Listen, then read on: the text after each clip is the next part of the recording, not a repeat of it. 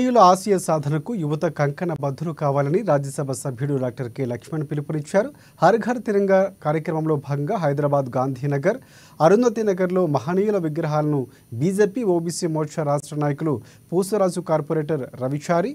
BJP నాయకులు వినయ్ కుమార్ తదితరులతో కలిసి శుభ్రం చేశారు. నేటి తరానికి ఆదర్శంగా నిలిచిన జ్యోతిరావు ఫులే, డాక్టర్ బాబాసాహెబ్ అంబేద్కర్, బాబు జగ్జీవన్ రామ్ విగ్రహాలను లక్ష్మణ్ శుభ్రం చేసి పూలమాల వేసి నివాళులర్పించారు. మహనీయులను ఆదర్శంగా తీసుకుని యువత ముందుకు సాగాల్సిన అవసరం ఉందని ఆయన ఈ సందర్భంగా సూచించారు.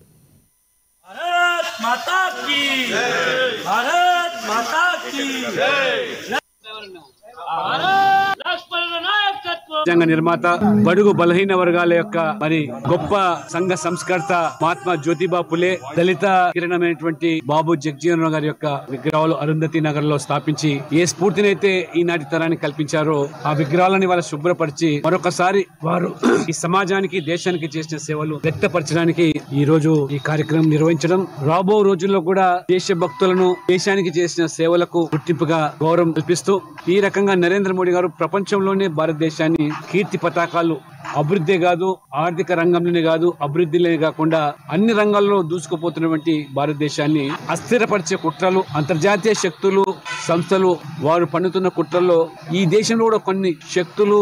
ఊతమిస్తూ ఏ రకంగా అస్థిరపరిచేటువంటి రాజకీయ పబ్బం కట్టుకునే దానికి కూడా వారు ప్రోత్సహిస్తున్నటువంటి విషయాన్ని కూడా